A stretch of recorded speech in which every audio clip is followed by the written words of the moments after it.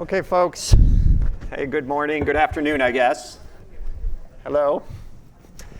Hi, my name is Jim DiCarlo. I'm a professor in the Department of Brain and Cognitive Sciences.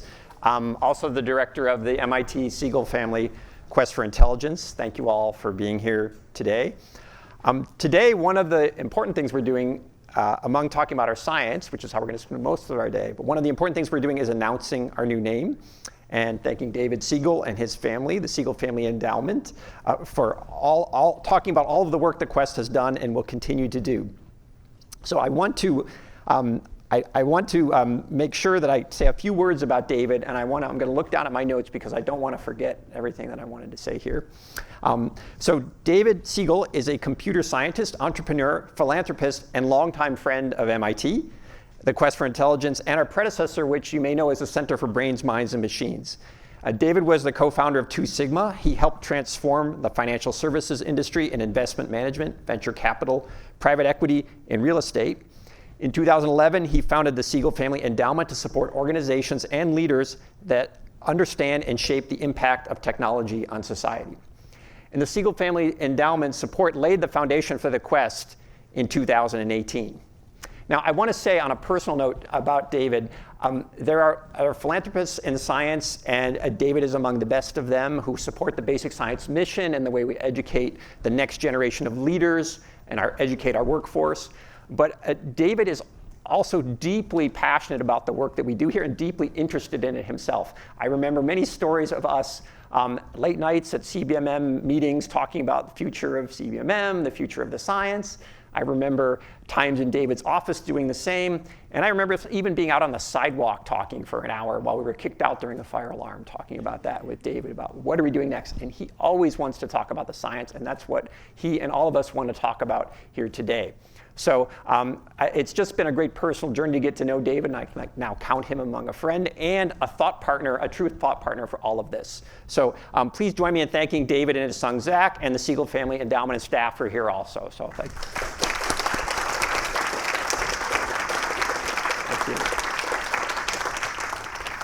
Okay, so not all of you are familiar with the Quest. I think many of you in this room may be, but I'd like to tell you a bit. I spend the beginning part here telling you about our research, our goals, and how we work together, and then we'll get into the meat of the day. So that's me. That's, I'm sorry, I introduced myself, and that's our leadership team there at the top. Eric Vogan, Josh Tenenbaum, Leslie Cabling, and Nick Roy, who are also all here. These are just a part of the folks that help organize the thing. The Quest depends on many other people I'll mention in a moment. But what are we all about here? What are we doing? This is about human intelligence, right? I often say, sometimes attribute to my colleagues, but I'll just go ahead and say it, that the quest to understand human intelligence as a scientific goal is really the greatest open question in science. It's really up there with understanding the origin of the universe, the origin of life. This is an unsolved scientific mystery, and that's what drives us to achieve that understanding. The second thing I like to remind people of, and now I'm going to get to say it for the very first time, the MIT Siegel Family Quest is the only unit and community at MIT that's actually aimed directly at this question. So that is a pretty unique position to be in. MIT is one of the world leaders in science and understanding, and the Quest is aimed directly at this question. So we've actually seen dramatic progress over the last decade. But really, I think now that we're here at this moment, I think looking ahead, we're going to look back at the next decade of human history, and we're going to see that as a turning point in progress to understand intelligence. And we all deeply believe that at the Quest. So it's quite an exciting time to be doing this. So what do we know about intelligence? Now, you hear me say intelligence, you may instantly be thinking AI. And AI is, of course, everywhere. You can't open a newspaper or read an article without seeing something about AI. Where is, quote, artificial intelligence today? Well, there's been dramatic strides, of course, but there's still things that we obviously don't have. I don't see robots walking around serving us meals yet, challenging interactions with Siri or Alexa. And these systems use vast amounts of power and energy, as you may have heard. That's not to say there haven't been advances, but really we still don't have an engineered understanding of intelligence in the deep way that we would like to. So this is a quote from Feynman. It's like, what I cannot create, I do not understand. And there's evidence of that all around us, despite everything that we hear going on, which again is quite amazing, but we're still far from that goal. I also would like to say, what do we know about just human intelligence, which many of you know that's where my passion really lies. What do we know about how that works? Well, I think I can speak with some authority as being the department head of brain and cognitive sciences here for almost a decade, that we still don't understand enough about human minds and the aspects of minds that give rise to intelligence to be able to meaningfully intervene in disorders like bipolar, autism, learning disabilities, group conflicts. These are things that we would like to be able to impact on, but we don't yet know how to do. And I think that's due to the same problem. What I cannot repair or remedy, I do not understand. We don't yet have an engineered understanding of human intelligence. And so I often point out that this is all, again, the root cause of both of these things is we don't have a scientific understanding of intelligence. And that's what the quest is really about. We think we need a new type of understanding and a strategy and execution to actually obtain that. And that's what we've been trying to do here at the Quest. So the MIT Quest is a community that is on a quest to achieve this new type of understanding of intelligence. And by community, I don't just mean faculty. I mean faculty, students, postdocs, software engineers, staff, and all of our supporters who are on this quest together with us. Here are some of the faces and names in the quest. We count ourselves of about 120 people here based at the university, distributed across natural science, computer science, and engineering. And there's, of course, a staff here at the quest as well. The Quest, as you may know, has a physical home. It's not just a kind of an intellectual idea, but it has a physical headquarters. This is a top-down view of MIT here. This is the Brain and Cognitive Sciences building, which houses much of the natural sciences activities around human intelligence. These are the building 45. This is the Stata building that we're in right now. This houses a lot of the engineering activity around AI and associated engineering. And this is the new Schwarzman College for Computing here in yellow. And MIT, in its wisdom, placed the Siegel Family Quest for Intelligence here within the third floor of this building. That's our headquarters with a bridge connected to building 46. So that's our kind of headquarters home. But of course, the folks that work on the Quest are distributed across the university.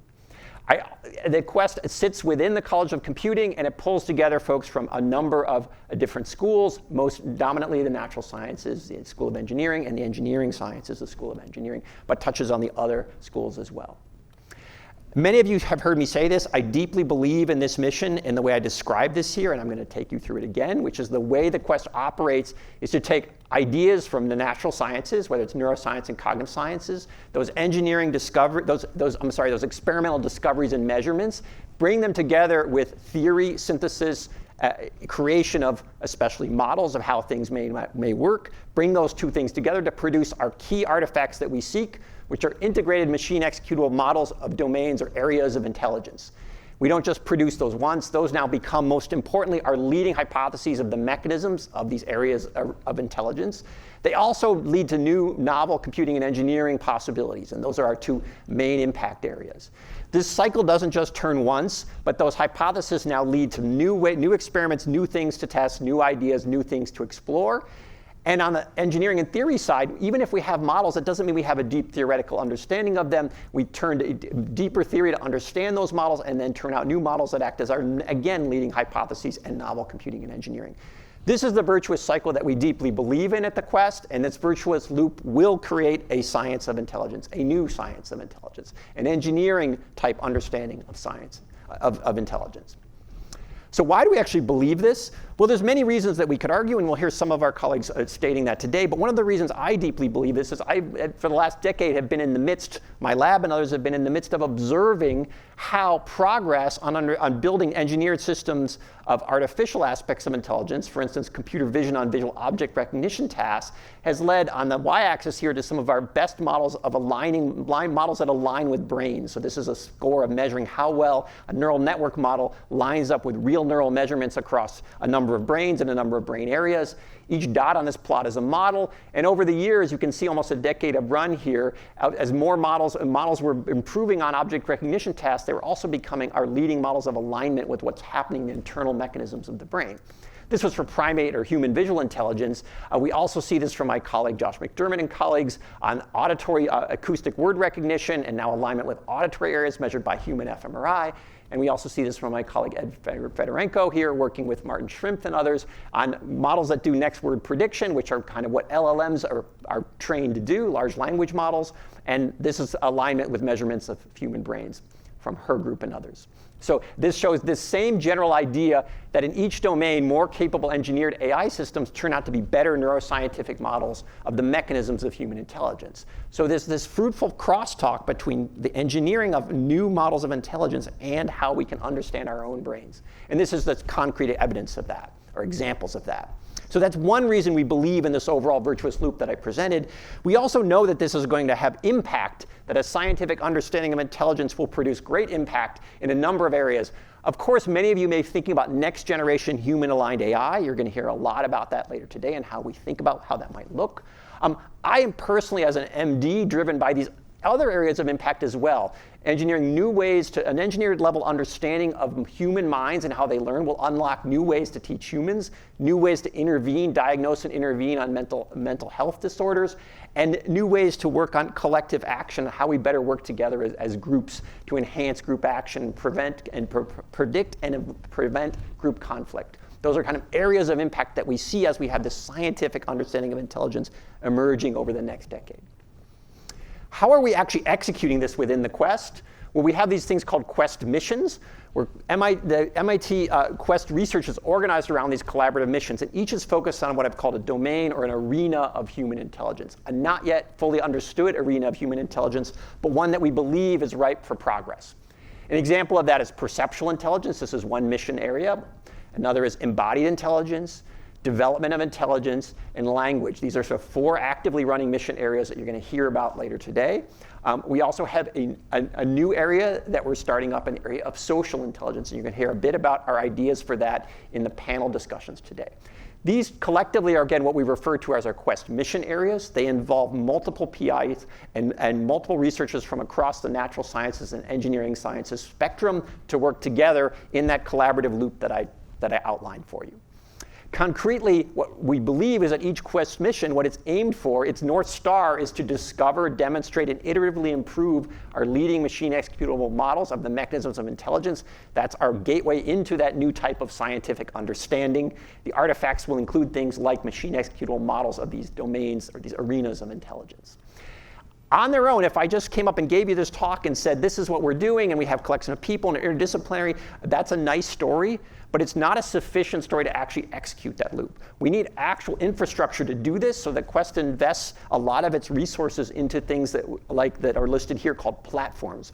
Intelligence observatories, which allow behavioral and data collection at scale, brain scoring, which is a platform to compare models and data, and scaling inference, which is a platform for building models in a new style, different than industry style models, in a way that we think is more aligned with human cognition. You're going to hear about these all a bit later. These platforms are what make those missions reality and make them go beyond the collection of their parts, I believe. And so we invest heavily in doing that to help make this cycle work. And we believe that this is what next frontier science is going to look like in this area of understanding human intelligence. It's going to look like these platforms for measuring phenomena of human intelligence, platforms for building models that can actually explain what's going on, and platforms for comparing and distilling those down to and understanding these artifacts of these models that then serve as our leading hypotheses. That is a scientific core belief of what the Quest is doing and how we actually operate. We have examples of these platforms, and there's one you're going to hear about Children Helping Society from Laura Schultz and others, and you're going to see a little bit of the Intelligence Observatory that you'll hear about in the poster session. We have a Chi-Fro, which is an outside organization which is aimed at building these next generation models. You'll hear some work from that and how it connects to the activities in the Quest. And we have a platform called BrainScore, which began at the Quest and is now a worldwide collaboration with other universities that aimed at distilling our leading models of what's happening, especially in the domains currently of vision and language.